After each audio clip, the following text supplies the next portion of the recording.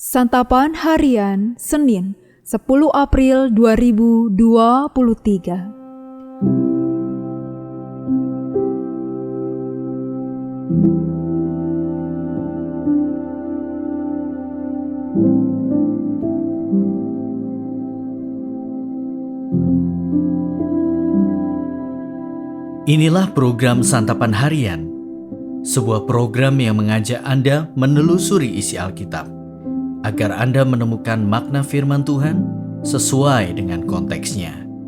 Santapan Harian tertuju bagi Anda yang ingin memiliki kehidupan rohani yang segar, kuat, dan sigap. Hari ini kita akan membaca Matius pasalnya yang ke-28, ayat yang ke-11 hingga ayatnya yang ke-15. Namun sebelumnya, mari kita berdoa. Ya Kristus, layakkanlah kami untuk menerima sabda-Mu. Di dalam kasih-Mu, Kristus Yesus, kami memohon. Amin. Matius 28 ayat 11-15.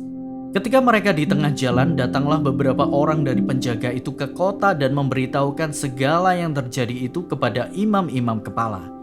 Dan sesudah berunding dengan tua-tua, mereka mengambil keputusan lalu memberikan sejumlah besar uang kepada serdadu-serdadu itu.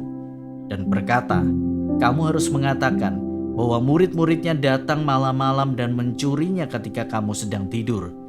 Dan apabila hal ini kedengaran oleh wali negeri, kami akan berbicara dengan dia sehingga kamu tidak beroleh kesulitan apa-apa." Mereka menerima uang itu dan berbuat seperti yang dipesankan kepada mereka. Dan cerita ini tersiar di antara orang Yahudi sampai sekarang ini.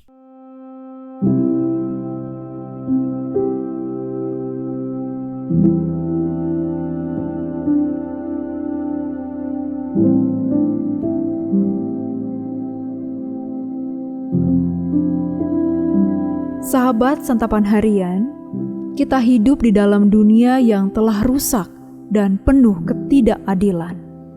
Orang fasik akan menghalalkan segala cara untuk mewujudkan rencana dan keinginannya. Demikian juga yang terjadi dalam peristiwa kebangkitan Yesus. Berita mengenai kebangkitan Yesus mulai dikumandangkan oleh para perempuan kepada murid-murid yang lain. Berita itu menjadi sumber sukacita bagi mereka.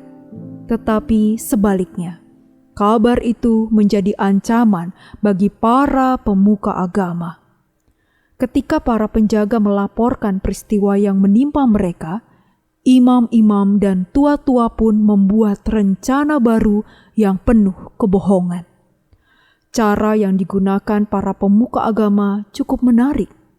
Pada bagian terdahulu, mereka memanfaatkan pengkhianatan untuk menangkapnya, menggunakan cara di luar hukum untuk mengadilinya dan memakai fitnah untuk mendakwanya. Lalu, pada bagian ini, mereka memberi sogokan untuk membungkam kebenaran tentang kebangkitan Yesus. Sebagaimana Yesus mengalami fitnah, demikian juga yang dapat dialami oleh para pengikutnya. Di tengah dunia yang rela mengorbankan kebenaran demi keuntungan, tidak heran ada begitu banyak orang yang mengalami tindakan ketidakadilan dari orang-orang berkuasa yang tidak menyenangi mereka. Berita dusta dihembuskan sebegitu rupa, seolah-olah orang benarlah yang telah melakukan kesalahan. Walau demikian, apa yang menjadi fakta sejarah bagi kita adalah pada akhirnya rancangan manusia tidak dapat menghentikan kebenaran. Bagaimanapun, kebenaran yang akan terbukti adalah kebangkitan Yesus Kristus.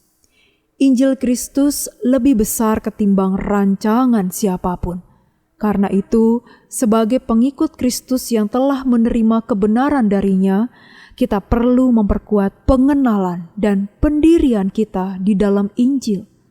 Mari kita jalani hidup ini sebagai kesempatan untuk menjadi saksi dari kebenaran, apapun konsekuensi yang harus kita tanggung. Biarlah kebenaran Kristus dapat mewarnai dunia yang telah cemar.